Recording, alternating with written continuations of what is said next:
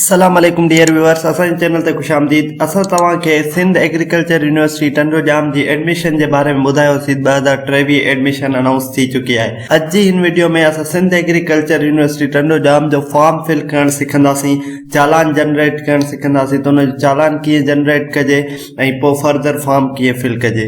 त हलूं था सिंध एग्रीकल्चर यूनिवर्सिटी टंडोजाम में एडमिशन जे लाइ अप्लाई कीअं कजे उन जी तरफ़।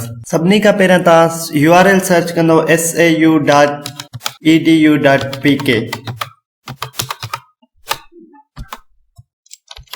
जी तव्हां URL सर्च कयो sau.edu.pk, तव्हां सिंध एग्रीकल्चर यूनिवर्सिटी जी वेबसाइट ते अची विया ऐं उन में ही जेको एडमिशन लिखियल आहे इते तव्हां क्लिक करे अंडर ग्रेजुएट ते क्लिक कंदा। जीअं ई तव्हां अंडर ग्रेजुएट ते क्लिक कंदा तीअं एडमिशन अची रही आहे 2022-23 साल 2023 जी। ऐं उन खां पोइ ही अगरि जेकॾहिं तव्हांखे एडमिशन फॉर्म फिल करण में क्या क्यूरी थी अचे त admission@sau.edu.pk ते तव्हां मेल करे पुछी सघो था। असां हिन वीडियो जे ज़रिए बि ॾिसूं था ऑनलाइन फॉर्म कीअं फिल कजे।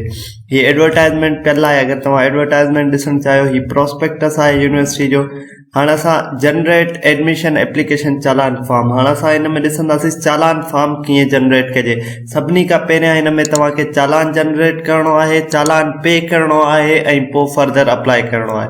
चालान खे ॾिसूं था। जीअं असां हिते क्लिक कयोसीं हीअ अची वियो HBL एडमिशन चालान स्टार्ट फिलिंग। असां फिलिंग कंदासीं। हाणे 3000 जो चालान आहे जेको तव्हांखे फिल करणो आहे। त हिन में ही HPL जे तरफ़ां नोटिस अची रहियो आहे जेके चालान जेके तव्हां वटि बैंक रिसीव कंदी उहो 6 तारीख़ खां पोइ रिसीव कंदी। फ़िलहाल उन्हनि वटि टेक्निकल का ख़राबी आहे, तिन करे 6 तारीख़ खां पोइ तव्हां बैंक में वञी इहो चालान पे करे सघो था। ऐं ही 3000 जो चालान तव्हांखे पे करणो आहे अगरि तव्हां सिर्फ़ु मेरिट ऐं सेल्फ जे लाइ अप्लाई कयो था। अगरि तव्हां स्पोर्ट्स कोटा ऐं मेरिट सेल्फ जे लाइ अप्लाई कयो था त पोइ तव्हांखे 6000 जो चालान पे करणो। मीन्स उहे कैंडिडेट जेके स्पोर्ट्स कोटा ते अप्लाई करणु चाहिनि था उहे 6000 जो चालान पे कंदा। जेके मेरिट ऐं सेल्फ जे लाइ ख़ाली अप्लाई करणु चाहिनि था त उहे 3000 जो चालान पे कंदा। हाणे असां हिते नेक्स्ट कंदासीं हिनखे। जीअं ई नेक्स्ट कंदासीं तीअं अची वियो असां वटि चालान जनरेट करण जे लाइ फॉर्म। त असां हीउ सॼो फॉर्म फिल करे ऐं हिते प्रीव्यू ॾिसंदासीं चालान जो कहिड़ो आहे, पोइ सबमिट कंदासीं। हीउ ॾिसो, ही जीअं ई तव्हां मुकमल चालान फिल कंदा तव्हांखे जेको आहे ईअं नज़र ईंदो। तव्हां अगरि जेकॾहिं सिंध मां अप्लाई था कयो त तव्हांजो सिंध ईंदो प्रोविंस ऐं पोइ डिस्ट्रिक्ट तव्हांजो जेको बि आहे। उन खां पोइ तव्हां पंहिंजी चॉइस सिलेक्ट कंदो, तव्हां मेन कैंपस में वठणु चाहियो था या सिंध एग्रीकल्चर यूनिवर्सिटी जे कंहिं सब कैंपस या कंहिं कॉलेज में एडमिशन वठणु चाहियो था। उन खां पोइ तव्हां जंहिंमें इंटरमीडिएट कई आहे तव्हां उहो ग्रुप सिलेक्ट कंदो, प्री मेडिकल, प्री इंजीनियरिंग। पोइ तव्हां पंहिंजी चॉइस ॾींदव। कैटेगरी हिते आहे हिकिड़ो मेरिट ऐं सेल्फ फाइनेंस, ॿियो आहे स्पोर्ट्स कोटा। त असां मेरिट ऐं सेल्फ फाइनेंस ते सिर्फ़ु अप्लाई कयूं था। अगरि तव्हां स्पोर्ट्स कोटा ते अप्लाई कंदा तव्हांखे 6000 जो चालान आहे। उन खां पोइ हिते असां पंहिंजो मोबाइल नंबर ॾींदासीं ऐं असां सबमिट कंदासीं। हाणे print challan and submit at nearest HBL bank. हाणे चालान असांजो थी वियो। हाणे असां हिनखे डाउनलोड कंदासीं PDF में। हाणे ॾिसो हेठि असां वटि चालान डाउनलोड थी आयो आहे। हीअ असां वटि चालान जनरेट थी वियो। हीअ तव्हांजो चालान नंबर आहे जेको तव्हांखे ऑनलाइन अप्लाई करण जे लाइ कमु ईंदो। तव्हांखे इहो यादि करे छॾिणो आहे। हीअ असांजो चालान नंबर आहे ऐं जंहिं डेट ऐं जंहिं बैंक में असां पियारींदासीं उहो असांखे यादि रखणी आहे त पोइ असां वरी ऑनलाइन फर्दर फॉर्म फिल करे सघंदासीं। तव्हां चालान पे करे पोइ हिते वापसि वेबसाइट ते मोटी ईंदव ऐं हीअ ॾिसो था admission form submission general merit self finance.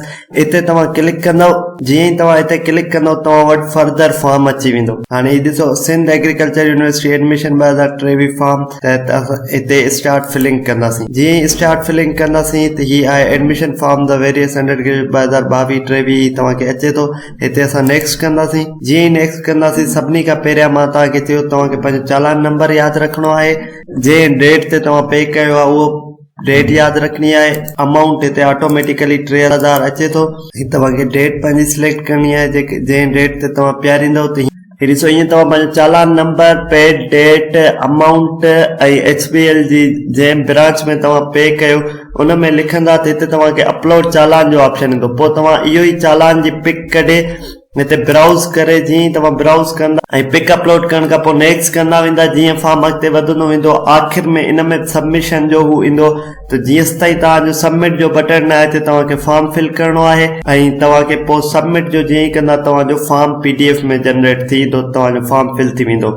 उमेद था कयूं तव्हांखे सम्झ में अची वियो हूंदो सिंध एग्रीकल्चर यूनिवर्सिटी जो फॉर्म कीअं फिल कजे। मज़ीद अहिड़नि इंफॉर्मेटिव वीडियोज़ जे लाइ असांजे चैनल खे लाइक कयो, सब्सक्राइब कयो, जीअं असांजी ईंदड़ हर नई वीडियो मां ते पहुची सघे। अल्लाह हाफ़िज़।